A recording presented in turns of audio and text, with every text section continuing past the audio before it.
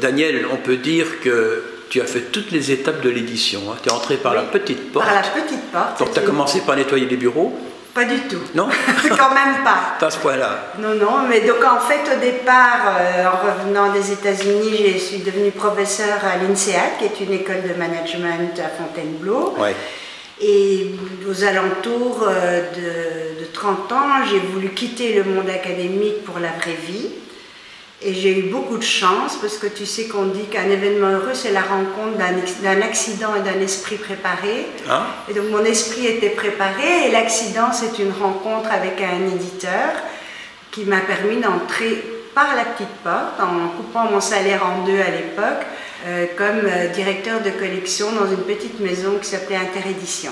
Et puis j'ai travaillé chez Hachette, un an chez Hachette Jeunesse, et puis je suis devenue directeur général des éditions du Chêne, et puis directeur général de Flammarion. En fait, j'ai dû quitter Flammarion, en fait, ce n'était pas ma décision, voilà, et je devais travailler comme tout le monde, et j'ai trouvé un job fabuleux chez Chanel.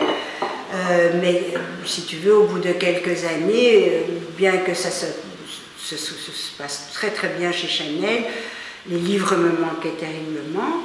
Et quand j'ai décidé de revenir à l'édition, j'avais en fait 55 ans. Et donc, on a décidé considérée que comme j'étais vieille, trop vieille. Exactement, tu as tout à fait raison. Et donc je me suis dit, qu'est-ce que je fais? Est-ce que je me prive de cette passion?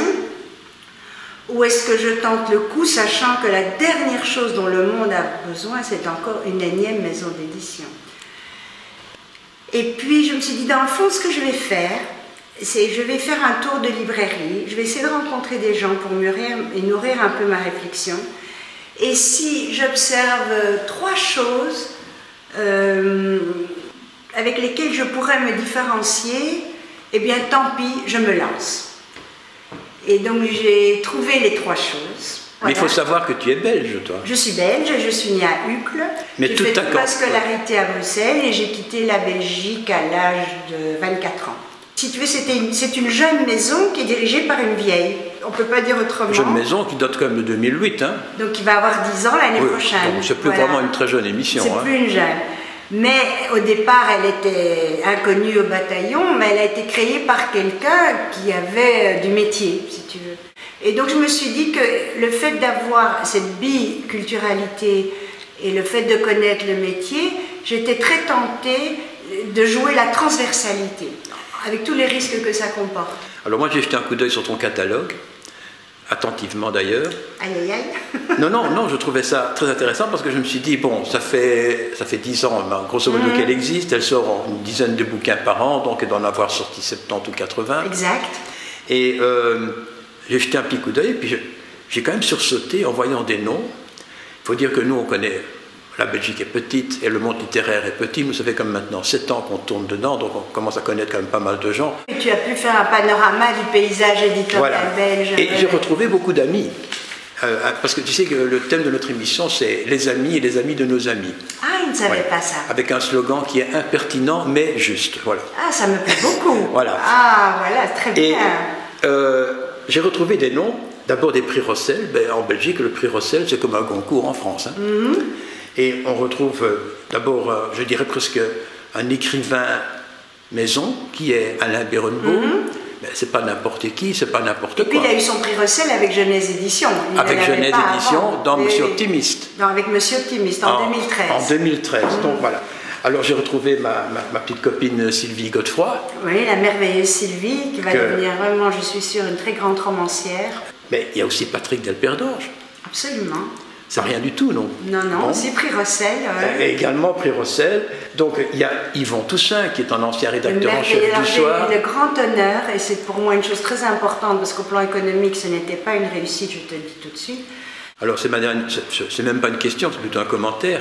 Depuis quelques années, disons 2-3 ans, maintenant on a l'impression que Genèse entre dans le circuit. On n'est plus étonné de voir ce nom. Ça ne fait plus sauter, qu'est-ce que c'est, non? On connaît un petit peu. Comment ça va se passer dans les années qui viennent? Bien sûr que comme toute entreprise, je vise le développement. Voilà. Mais ce n'est pas ça ma priorité. Donc j'ai un objectif et qui a été un objectif très important depuis le début, qui n'a rien à voir avec l'objectif de mes confrères, c'est que moi, je ne cherche pas à publier des livres. Je cherche, et j'espère que ça va marcher, et je mets toute mon énergie dans cette direction-là, à constituer un ensemble homogène d'auteurs. Mon rêve, c'est un aéropage, ce que les Américains appellent un Hall of Fame. J'aurai un couloir avec les photos, mais peut-être qu'il n'y aura que 10 ou 15 auteurs au final. Mais des auteurs jeunesse, quoi. Mais des auteurs jeunesse. C'est ça mon objectif.